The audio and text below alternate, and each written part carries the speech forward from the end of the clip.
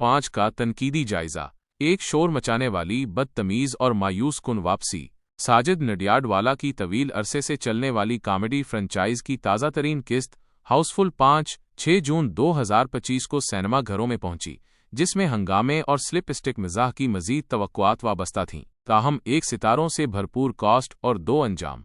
Housefull 5A और 5B की जिद्दत के बावजूद फिल्म ज्यादातर नाकाम रही और हकीकी हंसी के बजाय शोर और फोहश लतीफ़ों का एक गुलदस्ता पेश किया।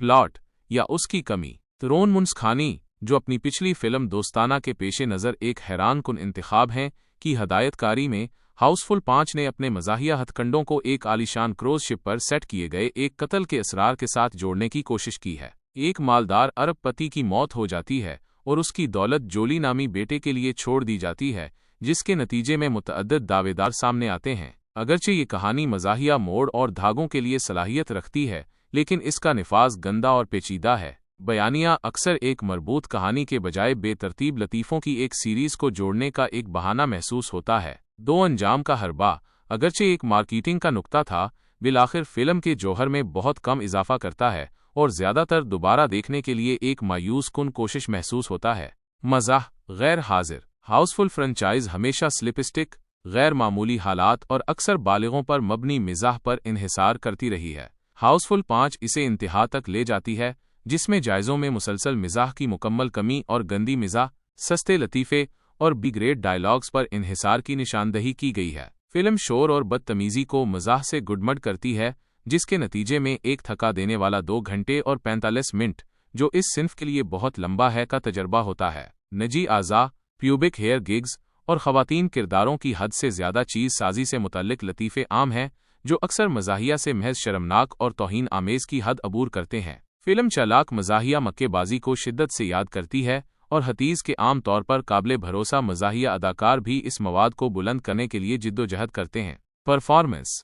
ज़ाया शुदा टैलेंट। हाउसफुल 5 में एक मुतासर कुन अदाकार शामिल है, जिसमें अक्षय कुमार, रतीश देशमुख और अभिषेक बच्चन जैसे बाकायदा अदाकार शामिल हैं। इसके अलावा जैकुलीन फर्नांडिस, सोनम बाजवा, नरगिस फ़खरी, संजय दत्त, जेकी शराफ और नाना पाटेकर जैसे नए इजाफे भी हैं। बदकिस्मती से इसमें से ज़्यादातर टैलेंट ज़ाया हो गया है। अक्षय कुमार अपनी मज़ाहिया टाइमिंग से बेहतरीन कोशिश करते हुए भी अक्सर दोहराए जाने वाले चेहरे के तासुरात का सहारा लेते हैं, जो सालों पहले मुज़हिका खेज थे लेकिन अब पुराने लगते हैं। अभिषेक बच्चन को ज़्यादातर एक साइड कुक के किरदार तक महदूद कर दिया गया है। रतीश देशमुख को कुछ नाकिदीन ने वाहिद शख्स के तौर पर मुंतखब किया है, जो हकीकी तौर पर तफरीक करने में कामयाब रहा है। संजय दत्त और जेकी श्रॉफ जैसे तजर्बाकार अदाकारों को खाकों तक महदूद कर दिया गया है और उनकी शमूलियत प्लॉट में एक बामानी इजाफा के बजाय एक हरबा ज़्यादा महसूस होती है। ख़वातीन के मरकज़ी किरदारों को बुनियादी तौर पर आई कैंडी के तौर पर इस्तेमाल किया जाता है, जिनका किरदार सिर्फ गलीम को बढ़ाना और कई बालिगाना लतीफ़ों का निशाना बनना है। नाना पाटेकर का देर से दाखिला एक मुख्तसर चमक फराहम करता है, लेकिन ये बहुत देर से है। तकनीकी पहलू। फिल्म के तकनीकी पहलू ज़्यादातर गैर मुतासर कुन हैं, गाने फरामोश शुदा हैं और अक्सर कहानी में ज़बरदस्ती